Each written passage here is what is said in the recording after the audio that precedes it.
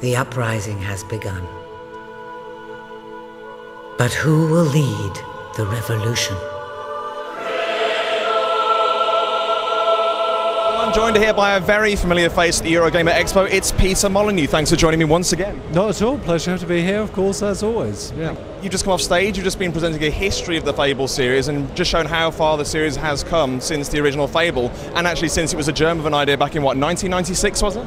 Yeah, it was 1996. It was me and Simon and Dean Carter sitting as we were making Dungeon Keeper, just being typical gamers, ranting about, you know, how awful role-playing games are and why can't people just make a role-playing game which is all about kind of leveling up and being a hero and have a story which kind of makes sense. It was, you know, literally three great gamers sitting together and thinking, you know, of what their perfect role-playing game would be, and that, you know, went forward over a decade, and here we are stand, and I'm on stage with two people doing mock sword fighting, and you know, what an amazing journey that's been.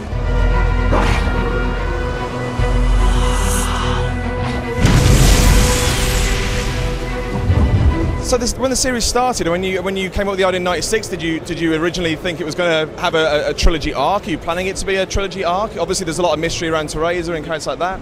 Yeah, so forget about the word trilogy. I hate, you know, limiting ourselves to trilogy. I want you to feel that you're on a journey in Fable, and definitely, you know, I'm not going to tell you what happens at the end of Fable 3, but I don't think you'll feel in any way that you've reached the end of a trilogy. But we did have this really strong idea. It kind of started with this, look, why don't we set it in a world which kind of makes sense, which is a mixture of light fantasy and you know, realism filled with real characters, and why don't we then move people through the arc of a story just like England's moved through time. You know, our fairy tales and mythology used to start off with King Arthur, and then they went to Robin Hood, and then they went to, you know, characters like Oliver. You know, that's the inspiration that we've got, and where we're definitely on that journey at the moment.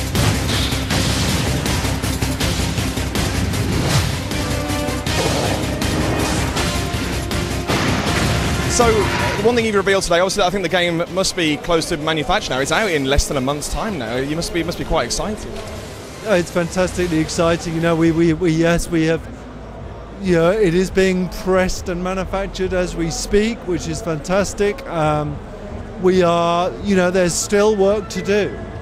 We've got some fantastic stuff to do with an in-game shop, which means we can put more stuff online almost any time we like. You know, we're thinking about the future, to be honest with you, yeah. Right. And there's a PC to finish off as well, let's not forget that. So that's neat for games to Windows. Yeah. And obviously the other announcement we saw today was that users don't have to wait for Fable 3 to come out to be part of the experience. We now have Kingmaker coming out for all mobile platforms, including Windows Mobile 7. Can you tell us a little about how that works and how that actually ties in with the Fable 3 experience? Yeah, so I love this idea that you can get ready to play Fable 3.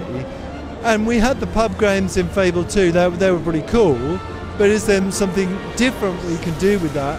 Love the mobile, and so we've got this app which is called Kingmaker. You can download it completely for free, or you can go on the web, and what it allows you to do is to check in locations like the show. You can check in, and we could see who would win this territory. Would it be the royalists, or would it be the rebels? And every time you check in, you earn Fable gold that you can import into your Fable world. It is really cool, yeah.